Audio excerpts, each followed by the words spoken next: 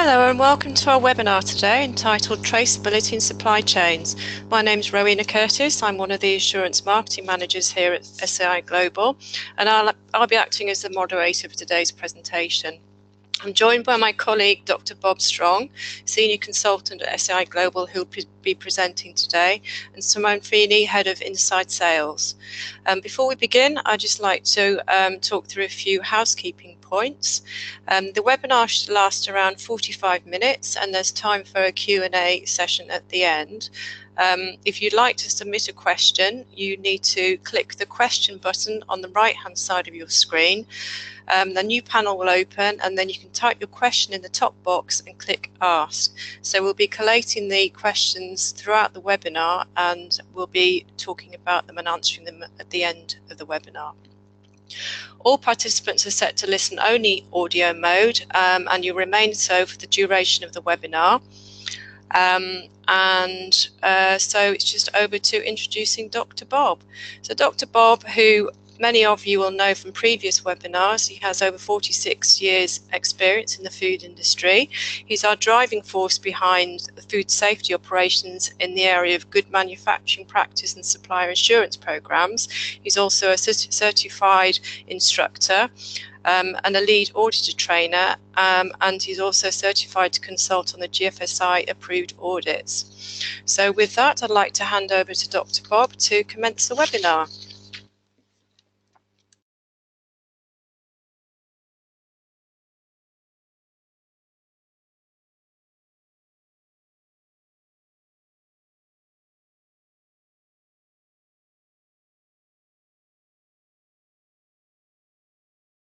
Hello, Dr. Bob. Seem to have a little problem with the mute here.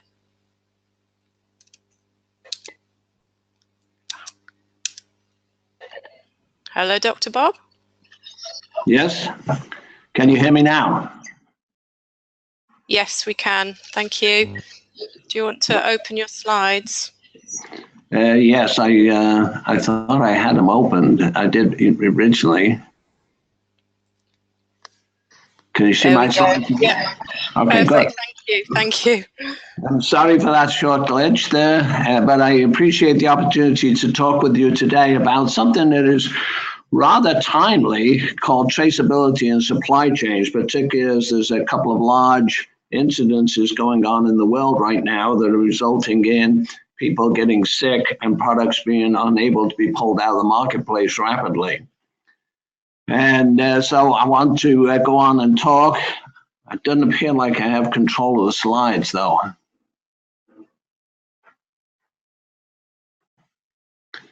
Rowena, can you release the slides so I can change them? Yeah, you are presenter, so you should be able to just click to the next slide. It's not working. Okay. Oh, there you go. It is now. Thank you. All right, so what are we going to talk about this afternoon? What is traceability and why do I need it? What are your responsibilities as a food supplier in being able to do traceability? What are the benefits to my company and to the consumer of the fact that I can do traceability and that I can do it quickly and I can do it effectively? Where will I need to prove that I can do traceability? What are the current challenges and issues around traceability? As we rely on suppliers quite often to control hazards, what if they don't practice traceability? We'll finish up talking about what works well and what you should avoid. And as Rowena said, we will have questions and answers. So please, if you have any questions, please type them into the chat room and we will take time at the end to answer as many as we can. Those we don't get to, we will then answer later. So why do I need traceability? Well, obviously, because it's the law. The law requires you to have traceability and that you should know what every ingredient is at every stage and which products it went into and where did those products go. And that becomes extremely important when you have an issue with the safety of a product, which may have been caused by the safety of an ingredient.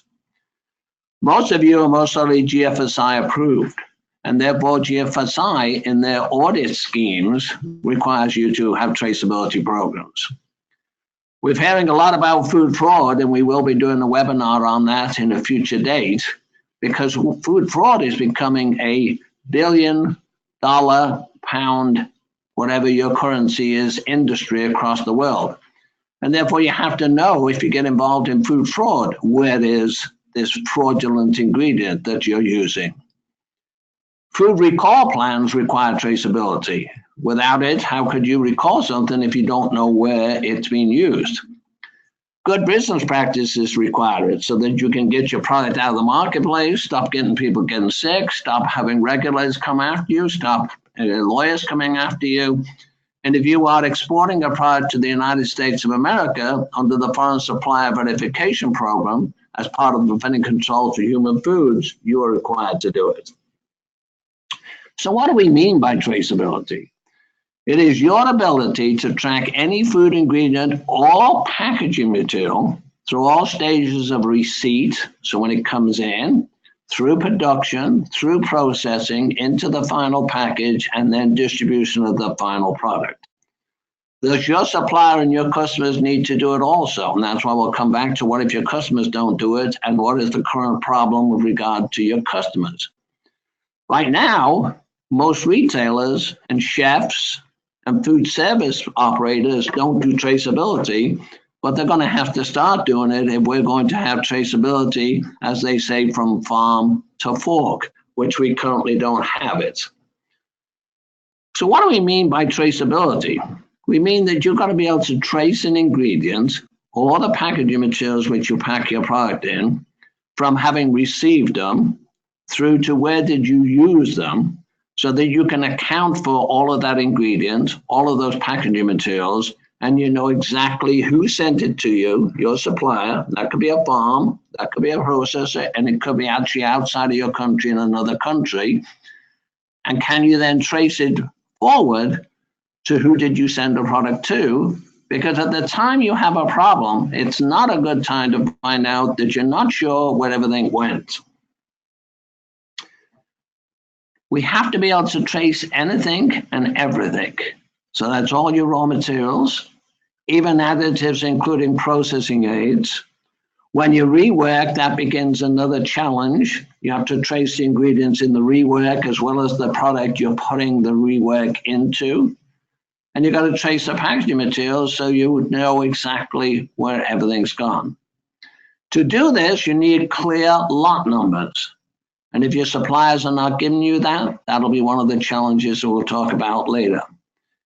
In a lot of cases, you need to know the country of origin, because this is part of what you're making claims on as well. The unfortunate thing is when you pass these on to chefs and retail delis, supermarkets, they are not by law in most countries required to do traceability, but I see the climate changing on that, and they're going to have to do it. Otherwise, that becomes the weak part of the food chain. What are the benefits to you? Well, obviously, they enable you to do corrective actions quickly when something's gone wrong. And here we're talking about when something goes wrong, a product that is likely to be of a health hazard to the consumer could cause them to get sick and could possibly finish up causing them to die. So therefore, you have to be able to show that you can find your product. If not, you're going to have problems with the consumer. You're going to have problems with the government agencies. You're going to have problems with your business, because this is going to greatly affect your business. So traceability is supposed to allow you to get your products out of the marketplace quickly when you have reason to believe that they are contaminated and therefore hazardous to the consumer. So the ability for you to do this is going to be dependent upon how well you can do traceability to get your product out of the marketplace, therefore minimizing the risk to the consumer's health. The longer your product stays out there, the more likely it is people are eating it. If they're eating it, then they're going to get sick. And the more people are going to get sick, the longer your product stays out there. If you've got an effective traceability program, you know exactly where each ingredient went, you know where that product went, and you know who's got the product. And the question is, can you then get your customers to pull the product out of the marketplace? which recently in one country that has been shown not to be the case. And now we got regulatory action going on against the manufacturer, against the retailer, and it could all have been avoided if the product could be traced and pulled out of the market quickly. If you're making sustainability claims, chain of custody claims, country of origin claims, then these could all tie in, even though some of these are more quality related than food safety related. In other words, do you know at any minute where every part of every ingredient is? And do you know where all of your products went? So if you had to get them out of the marketplace, you know exactly where they are. When you're exporting food to the United States of America, they've increased their standards and requirements now of countries who want to export their products to the United States. In the past, you could have exported your product, and as long as it met the Customs and Border Protection, there was no food safety requirements directly in the import regulations, but there is now. And this requires the fact that you can trace your ingredients, that you have a good traceability program, that you can do a recall plan quickly so that you can pull your product out of the American market. Now you could say, well, what about if I'm exporting to another country in Europe or the Middle East or South Africa? It's the same thing. Can you get your product back or out of the marketplace, whatever it is, rapidly to avoid people getting sick and possibly dying? The preventive controls for human foods in the Food Safety Modernization Act in America requires you to have a detailed recall plan and to make sure that it works effectively. So traceability is part of being the ability to recall, even though those two are separate exercises. Doing a traceability exercise is the ability to trace back and forward. A recall is to be able to make sure you can get your product out of the marketplace when you need to. If you don't know where the ingredient went because your supplier didn't provide you with a good lot number, or you weren't keeping good tracking of that lot number, which we'll talk about in a minute, then how are you going to know where your ingredient went? So the GFSI schemes require you to be able to do both. Now, when they're doing a recall, they require you to be able to test your recall at least once every year. Well, you do a mock recall, and I'm sure most of you already do this. The question is, can you find all your ingredients? Now, in order to do that, you have to establish how much of the ingredient actually makes it into the finished product, and that's called mass balance. So do you know what your normal processing losses are? And they could be as simple as dicing cabbage to make coleslaw, and it's a water loss. So therefore 100 pounds of cabbage doesn't finish up as 100 pounds of coleslaw.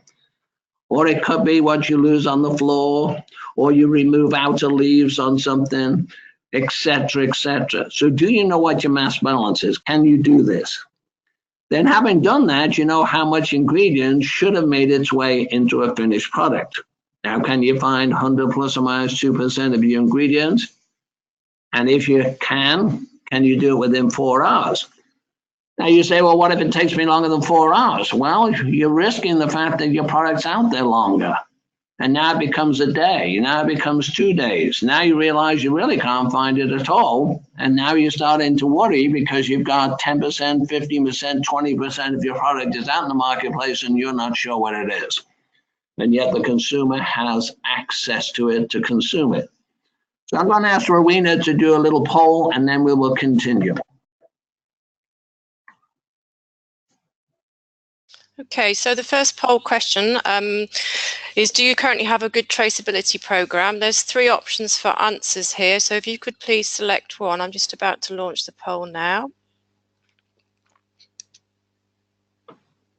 Okay, so you should see the poll there on your screen.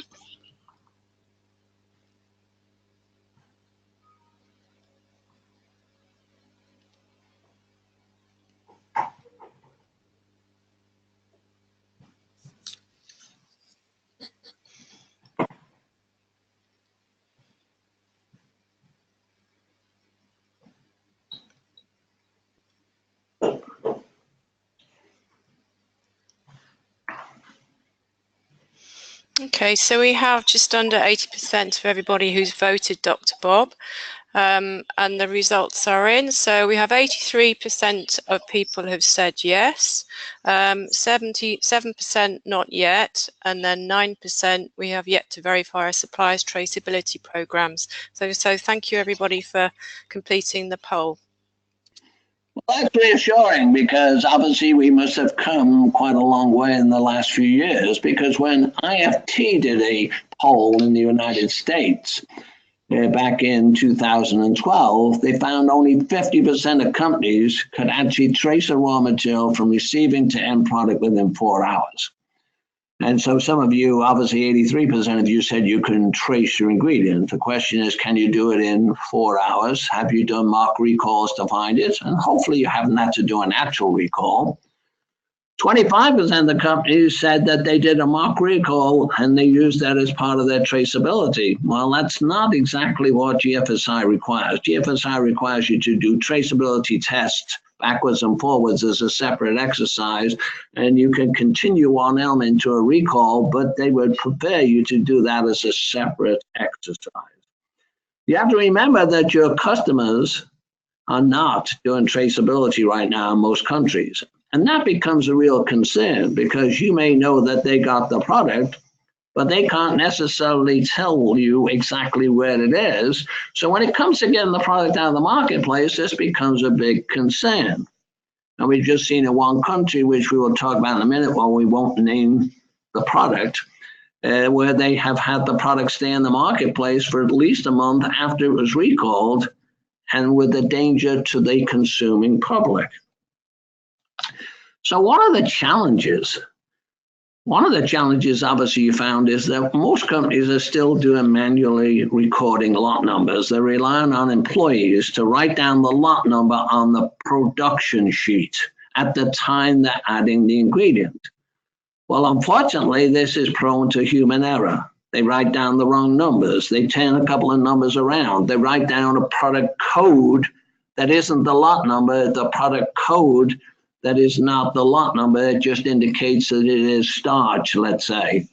But it isn't the lot number because the employees are confused by what are the different numbers on the bag or the pail or the drum. Therefore, they record the wrong number. Then you go into making a product and you've got 4 to 5 bags out there, and 3 of them have got one lot number and the other 2 have got a different lot number, and your employees are not paying attention to the lot number, so they assume all 5 are the same and record them as all being the same, turning out later not to be the same. And then you can't find that raw material lot number that you're looking for because it didn't get recorded in your paperwork, because nobody changed the lot number when the lot number changed. There's always a resistance to doing paperwork. Now you've got manual records, they're hard to retrieve the information. You finish up having to manually do that, unless you're going to enter that information into a computer, which more people are starting to do now, but they're entering into the computer the hard copy that the employee did, which if they made mistakes, you're just saving the mistake. This is the one I was talking about. There is a current problem, which most of you know about, that's happening in Europe right now with regard to a baby product. And this product has been out in the marketplace at least since the middle of December from the press releases, and yet it has been recalled. And yet it has stayed out there in the marketplace, despite the fact they've had a recall. Now this recall has gone from a small recall now to an enormous recall, 83 countries and 12 million packages of the product. Now there's accusations flying around that the product was left on sale even after a recall was issued. So now we're looking at potential regulatory actions. We've got parents of the children who ate this product getting sick and may bringing out lawsuits. We got a plant closed down. And yet it seems like this should have been a simple solution to a problem. It certainly was a problem. This is a contaminated product, but it should have been able to pull it out of the marketplace, minimizing the problems. And so I'm not sure what the total outcome of this investigation is going to be, but it appears like recalling it didn't work too well. So you say to yourself, well, what if that problem was caused by a supplier to me? Maybe they're making an ingredient for me, and I have no ability to remove a hazard because I don't have a heat step in my process. So I'm buying a product, and it comes in with, say, a pathogen, a harmful bacteria in it. I have no ability to remove it. So I relied on my supplier to remove it. And now all of a sudden I'm getting a call that they didn't remove it effectively, but then they don't have any idea if I got the contaminated raw material or not. And now they're causing me a problem to start pulling my product because I do buy that raw material from them.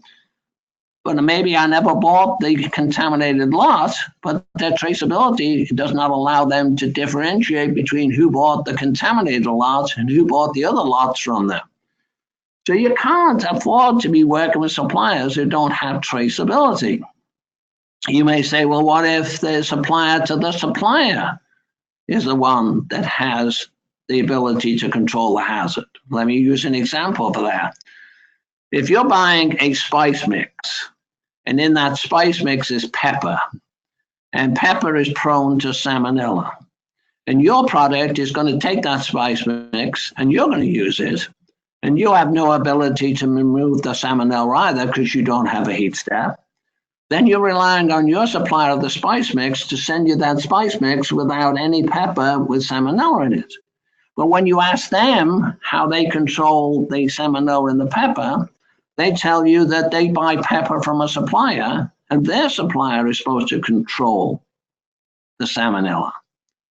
So now you better make sure that the supplier to the supplier has good traceability to your supplier, and that your supplier has good traceability on how they use it.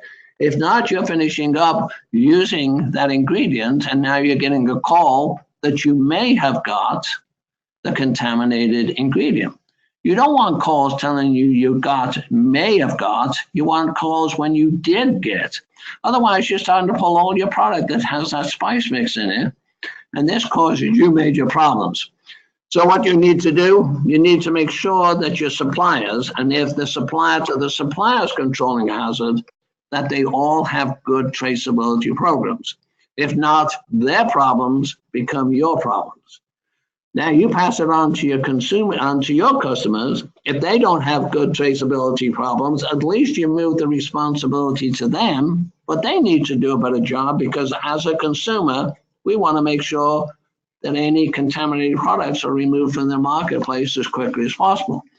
So I'm going to ask Rowena to do another little poll so we can get a little feel again for our audience today. Okay, so the next poll, the question is, what is your biggest traceability concern? If you could please select one from the below list out of the 5 options in the answers, please.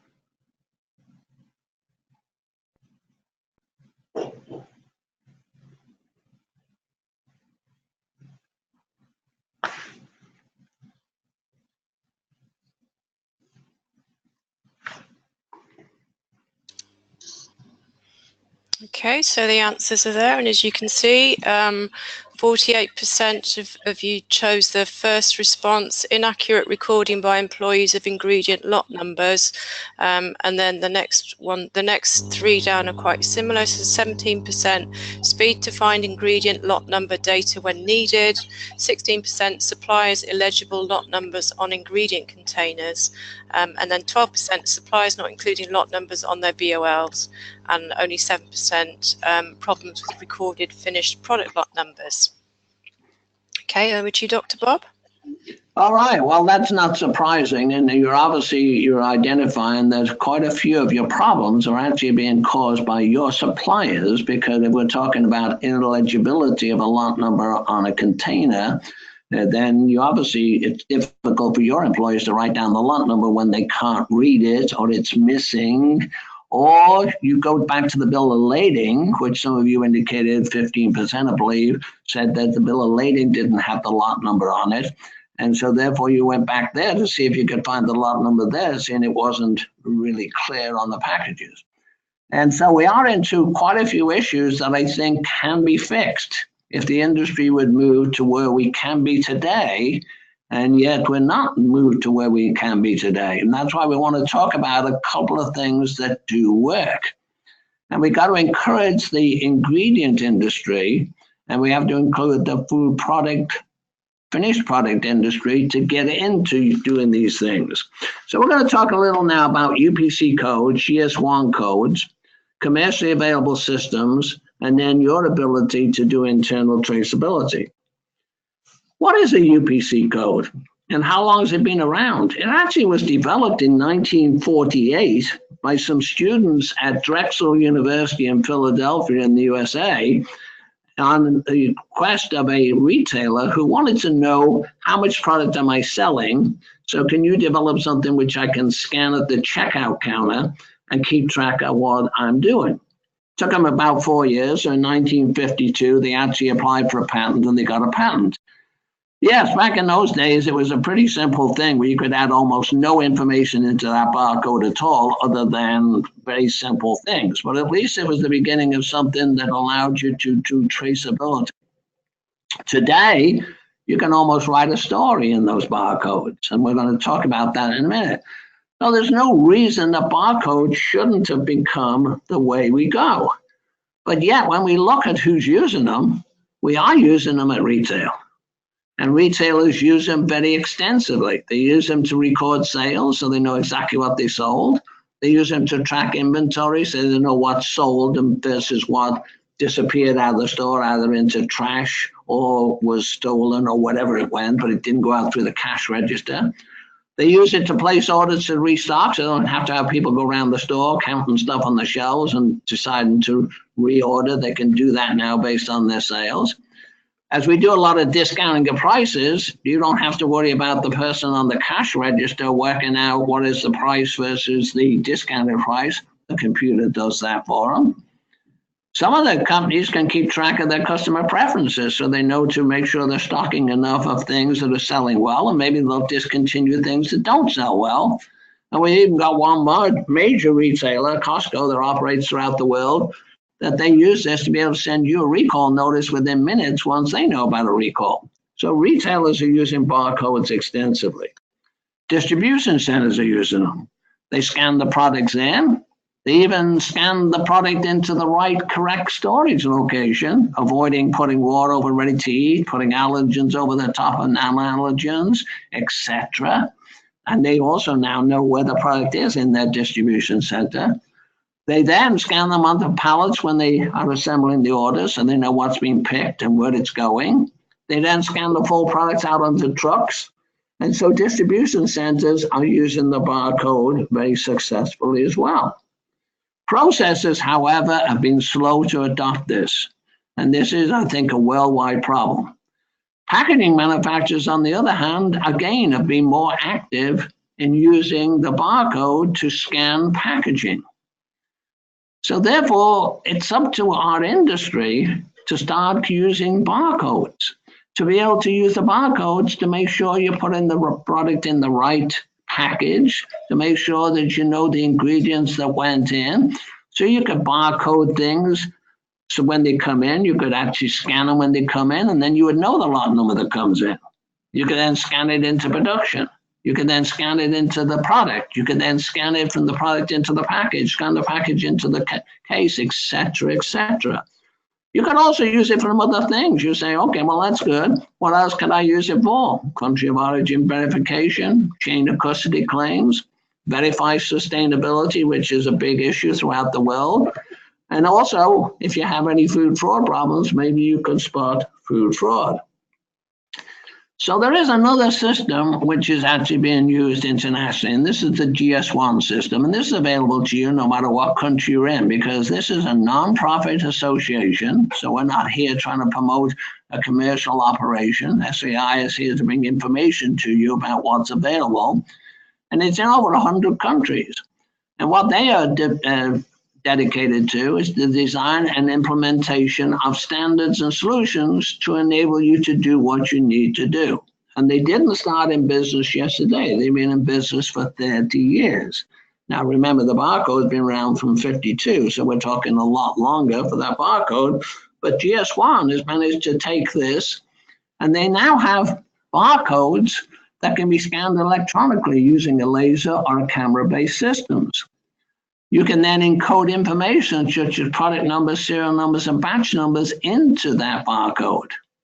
You can then use that barcode to play a role, a key role in what you're doing. Now, some of your customers at the hospitals may be doing this, and therefore some transporters are doing this. But the problem is we're not all doing it. Now, you can manage several types of barcodes, and they're designed to be used in different situations. And you say, well, how can I get started on this? We're going to give you in a minute a link, but it's just a 10-step process. You first of all have to get registered for a GSI company. You assign numbers. You select a barcode printing process. You select how you're going to scan it. You select the type of barcode and the barcode size. You format what you're going to put in that barcode in the way of text. You also want to pick a color that fits in with your packaging. And then you pick the barcode placement, where you want to place it on your package. And then you build a barcode quality plan. You need to investigate this. This may not be the way you want to go, but we're suggesting to you it is certainly one thing you need to look into. And so you're going to get a copy of these slides later, so the fact that this is not going to stay on the screen too long, but this is how you get on and find out about it. So all we're bringing to you here is an opportunity to find out about these GS1 barcodes, see if it fits with you, see if it's something you want to do, see what it's going to cost to do it, and will that minimize any disruption to your business so that you can get contaminated ingredients out of the system quicker, get your contaminated product out of the system? Because we are talking about people's health. We are talking about the fact that the product could finish up killing people. And we want to know where it is, and we want to know where it is quickly, and we want to know how we're getting it out of the marketplace. And we want to be able to trace that so that we can get it out quickly. Not days and weeks, hours and days at the most to find the last products. So what should you avoid? Obviously, enough of you said that employees were not very diligent in capturing the lot numbers. And therefore, one of your challenges was you are asking employees to look up the lot number, make sure they take the lot number, make sure that they write the lot number down, make sure they catch the lot number changes when you're using an ingredient where the lot number changes. That's why one of the things you want to try and do is make sure that your suppliers are not sending you mixed lot numbers on the same pallet. And if they are, do they flag that for you? Do they put that in the bill of lading? Do they make it obvious to you that that pallet's got 2 lot numbers on it? And if you're not ordering enough of something, the chances are you may be getting 2 lot numbers on the same pallet, but you definitely don't want 3 or 4, because then the chances of your employees missing that lot number change is getting more and more likely. You have to make sure you're placing products in the right package, so not placing them in the wrong package. This turns out to be a major problem. Obviously, if there's an allergen listed on the package, and now you put the product with an allergen in it that's not listed on the package, then you've resulted in having what we call a Class 1 recall. You're pulling a product back because it's of a health concern to the person who's allergic to that allergen that isn't on the label because you put the product in the wrong package.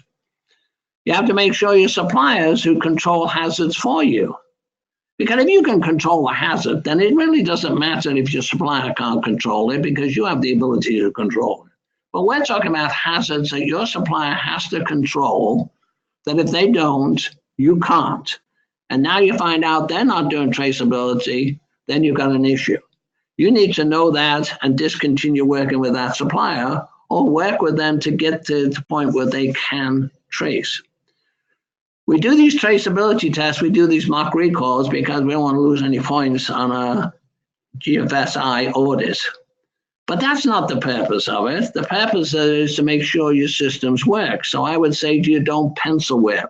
Take those traceability and mock recall tests seriously, because at the time you're doing a mock recall, you're not having an issue.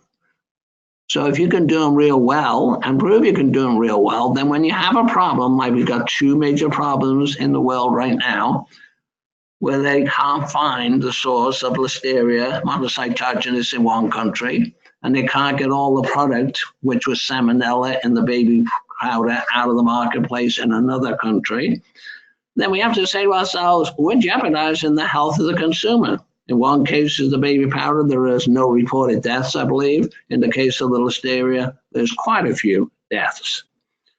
We underestimate the cost to our business.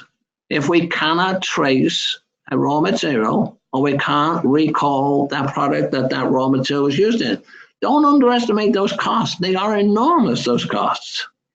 So I'm going to do another poll, and then we'll get into a few more slides, and then we'll get into questions and answers. Okay, so the final poll, what is your top challenge in preparing for compliance to traceability or recall requirements? And there's 4 answers there. Please, can you select one?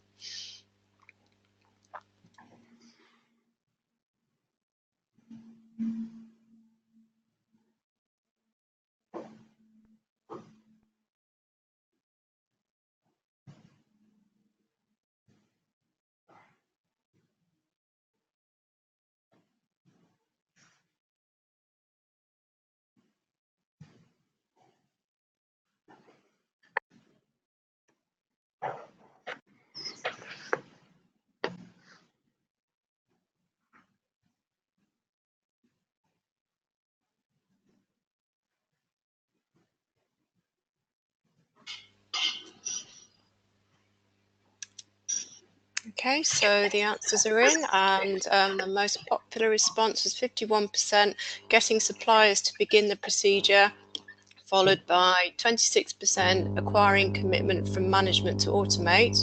And then the least popular responses were our current system is low, 9%, and we have no traceability issues, 15%. Over to you, Dr. Bob. All right, well then obviously that's why you're all on the call, because 15% of you have said we've got no traceability issues, but 85% of you have, and you've indicated that your traceability issues involve your suppliers in quite a few cases. And in other cases, it is management not willing to commit to automate. And you're exactly right. I'm finding that as I go around the world, that's one of the biggest challenges. You can talk about barcodes, you can talk about barcode scanners, you can talk about the fact that they're going to have to buy them and put them in. But then when it comes to who's going to pay for it and when we're going to pay for it, management is not doing it. But I want to tell you that it is somewhat short-sighted when you look at the cost. Now, this is put out the Grocery Manufacturers Association, which is obviously in America. And they said 52% of all recalls cost $10 million. You have to equate that into your local currency, but that's an awful lot of money. 52% of all recalls cost that. Now, that may not be directly to your company, but that's to everybody else involved, pulling the product out of the marketplace, and legal fees and people's medical costs, etc. They even say 23% of the costs exceed more than $30 million. Just to give you an example, Peanut Corporation America, when they put out that salmonella in the peanut butter and then lied about it, it finished up costing Kellogg's over $100 million caused by a supplier. Now, that's a little bit of the traceability. That was fraudulent, that was illegal, that was immoral, whatever words you want to use.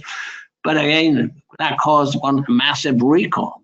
So therefore, you have to say to yourself is, what is the cost to us if we actually had a traceability issue caused by, and we couldn't find an ingredient that was contaminated, and our product was out there being consumed by the consumer who's put a lot of trust into our product, our label, and now this consumer is going to get sick and possibly die, and we can't find our product and get it out of the marketplace.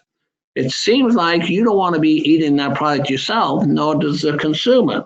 So what we have to say to ourselves is, we got to get that product out in the marketplace. But then we have to feel that if we can trace things, then we can increase our productivity. We can reduce waste. And there should be a lot of other benefits as well. And the barcode's been around for what, 60 odd years. And GS1 has been around for 30 odd years, and yet we're still not using technology that's available to us. So I'm going to turn it over to Rowena to do a little wrap up, and then we'll do questions and answers. Thank you, Dr. Bob. So now I'd like to hand over to Simone Feeney, who is our Head of Inside Sales, who'll talk a little bit about how we can help you with traceability. Thanks for that, Rowena and Bob. So some of you may be more familiar with SAI Global than others. So we really wanted to talk to you about SAI Global and how you can trust in SAI Global to support you, not only in your supply chain traceability, but in other areas of your food safety. We are one of the largest and well-respected certification companies. We have over 24,000 organisations that we support. Our clients value our worldwide reach. Combined with our local experience, we have offices all over the world, and we support customers in auditing, certification, training, and any aspects of food safety, really. As I mentioned, we have offices in the Americas, in EMEA, and in our Asia Pacific regions. So wherever you need support, SIO Global is able to cover you in over 28 countries. So in terms of training, we offer public training, on-site services, and online training. Various training courses for food safety in the areas that we're talking about today, TACCP and food defence. We offer that course in-house, publicly, and online. We have a specific course for root cause analysis in the food industry. HACCP for manufacturers, we offer levels 2, 3, and 4. And supply chain traceability, which I guess is the most important course to talk about today, is a course that we mainly offer in-house to our customers. We go through the European legal requirements for traceability, national and international requirements of the standard, how to scope an effective traceability safety system, looking at the steps to deliver effective systems, and ensuring that you procure the effective information from the relevant suppliers. So lots of information to support you in actually having specific training about traceability.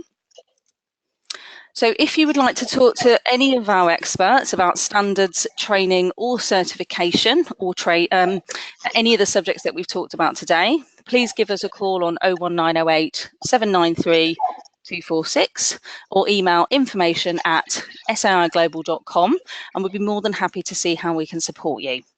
So now we're going to hand back over to Rowena to do our Q&A session. Thanks, Simone. So we have a few questions here for you, Dr. Bob. The first one is as follows. So with human error in manually writing down lot numbers, etc., is this any more different to incorrect manual entry of lot numbers into an IT system? Well, no, exactly right. If you're going to then transcribe the numbers incorrectly, that can be a problem. And that, again, it gets you into wanting to have some type of a barcode so that you can scan it in directly into the computer from that bag of ingredients. From that bag of ingredients as it moves into production. You can scan your product into the finished package. You can scan the package and have the machine even stop if you've got the wrong package on the line. This is the product that's coming down the line. You're exactly right. If you're going to get into human error because the person who recorded the lot number did the right number, and then a person transcribing it did a wrong number. Okay, the next question. What is the resistance to barcode usage amongst processors? I think it comes down to cost. I think it comes down to cost. I'm going to buy barcode scanners, and yet they're pretty simple. They're nowhere near the price they were 30, 40 years ago. And so I think what management fails to do is to reevaluate the cost of something on today's cost when we're getting the cost down. But they also don't balance that cost against the cost of having to recall and getting people sick and all the lawsuits, etc., and comes from it. Well, we saw those numbers were astronomical. And could those numbers have been made to zero? No. It's not going to be a perfect world, but it is certainly going to minimize your problems. Okay, so the next question. You said that a traceability exercise must take no more than 4 hours, and that must be 100% plus 2%. Where this rule of 100% plus 2% is written, where is this rule written? It's As we didn't know there is tolerance. It's not written anywhere. That has become an industry norm. And in fact, some customers of yours may require you to do it in 2 hours. And what they don't want you to be doing is taking 4 hours, 5 hours a day, or maybe not able to trace your product altogether. The 100 plus or minus 2 is based on the risk to your business. Those are just suggested numbers. You say, well, how can it be plus 2? Well, unfortunately, sometimes you find you made more than you thought you made. But, you know, so the question, it could be 100 plus or minus 5%. But if you're going to go plus or minus 5%, that seems like a lot of product that you can't find if you only can find 95%. So it's not written anywhere. No government writes it anywhere. The GFSI doesn't write it in any of their standards. It's become what you call an industry norm or best practice. Okay, so the next question, this is on blockchain, Dr. Bob. What are your thoughts regarding the new blockchain technology and its use in the food industry? Well, I just read an article on it, and apparently it looks like it's got potential. I don't know enough about it to give you an expert opinion, other than it apparently involves all parties. They all have to agree on things, and then once everything is in there, it cannot be altered by anybody.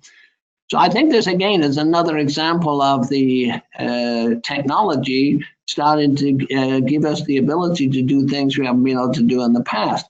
The question is whether people are going to put their arms around it, embrace it, and start doing it. So I think the decision's out, but I would say keep your eye on it, see how it fits for you and your suppliers and your customers, because it does involve all branches of the food supply. Okay, the next one. Do you think full traceability would have a higher cost as out of specification product could not be included in product? Say that one again so I understand it. Do you think full traceability would have a higher cost as out of specification product could not be included in product? I'm not sure what the question is asking, but if you're saying when traceability versus the finished product spec, and obviously one of the things you can do in these barcodes, you can build in an awful lot of stuff. So therefore you could build in your finished product specification in there if that's what the question is talking about. Is it going to cost you money? Yes. None of this is going to be free, even though the GS1 is a nonprofit organization. They do have some costs, and you are going to involve some costs, but they're not in it to make money. But they have to cover their costs. You have to evaluate all these things, but I'm going to tell you, without ability to trace your product quickly, whether you go 100 plus or minus 2% in 4 hours or whatever, you've got your product out there and people are going to be eating it and getting sick. Now, if you never have a contaminated product, you never have a contaminated raw material, you never ever get involved in a recall, then I have to say to you, great. But that's not the real world. And sometimes you're going to be involved in needing to find an ingredient and your product. Okay, so the next question is regarding the next BRC standard. Are there any changes relating to traceability coming down the line in the next BRC standard? Well, they're just having it benchmarked right now, and BRC will be out with a standard a little later this year. But yes, all of the standards are going to want you to hone your skills in doing traceability. But if you've got a system that works real well, and some of you said you did, and you believe that you can find your product real quickly, and you can find any ingredient real well, then I would say to you, if you're that confident and your system's that good, then you don't have the challenges that some other companies have. But most people can't do it as well as they think, and when they find they have a problem, they find they can't find the product quickly, or their customer can't find the product. Or in one case, we've seen a product stay in the marketplace even though the retailers were told to pull the product out of the marketplace. I'm not sure what you can do about that, because obviously your traceability told them to pull the product out of the marketplace and they didn't. Okay, so the next question, is it realistic to only buy from GFSI suppliers? No, and there is no requirement to do that. What you're asking yourself is this: who's the supplier who's gone a little further in their food safety programs than somebody who's just able to pass a GMP? And how much further have they gone who can do GMP than those who never have a third-party audit at all? So I'm not sure today I'd buy from anybody who's not having a third-party audit. The question now is, how much am I going to trust those that have done a GMP audit versus a GFSI audit, which raises them to another level? And I would say, I think you're minimizing your risks as you move. Does it take away all your risks? No. But does it help you get to suppliers who are a little less riskier? Yes. BRC 8, all parts of packaging means inks as well? Question mark. Well, yeah, because I'm going to tell you, it also should mean also adhesives, and it should also mean lubricants, et cetera, that you should be able to know at least what's in them, even if you're not tracing the actual lot numbers. But we have had problems with allergens being in lubricants and incidentally got in the product. We've had adhesives with allergens in them where it wasn't quite clear and the adhesive was such that it actually touched the product. We've had a problem with ink having allergens in it where they actually, if it was flat stock, then the food contact side touched the actual ink side and the ink caused it. Now, those are not necessary traceability issues, but they are certainly things that you need to know a lot more about your ink supplier and your lubricant supplier and your adhesive supplier, when they may very well give you a allergen and you finish up with that incidentally getting in contact with your product or your packaging materials. Okay. So what automated systems to control barcodes in final product have you tested? Could you recommend us any supplier? Well, we'd rather not do that because we're not in the business of promoting one, but actually there is one that's in the UK and they're over here in America also selling the product, and I'm familiar with what they're doing. And all I can say is that that information is available, but I'd rather not put it out across a system like this. If you would like to ask us about it, we would be happy to point you in the direction, but we're not in the business of actually promoting or basically suggesting you move to any one over another. There are quite a few commercial systems out there.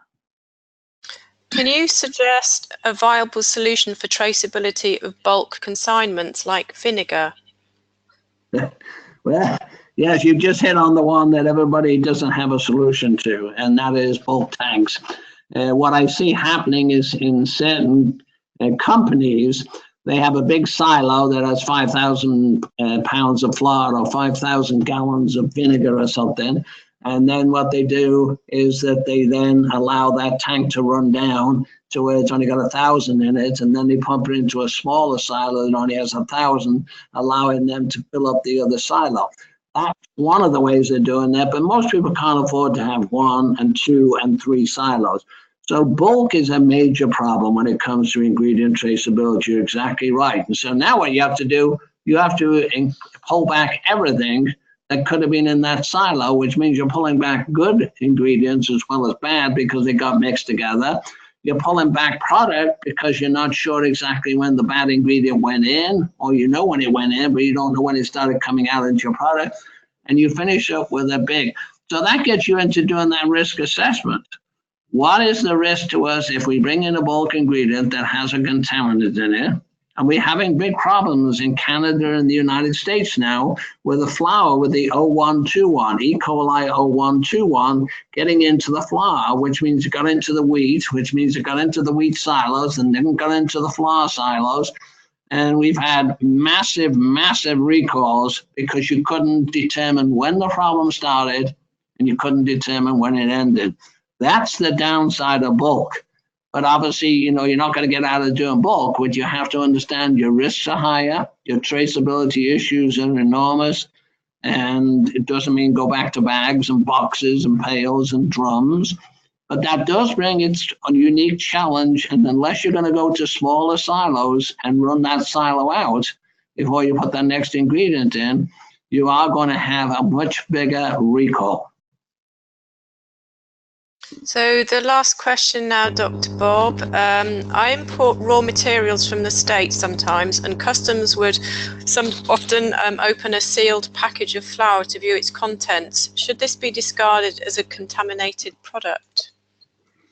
No, but it's up to you. Again, there's a risk, but I would assume that the regulators in your country did a pretty good job of opening it up and not contaminating it as they took a sample and then sealing it up.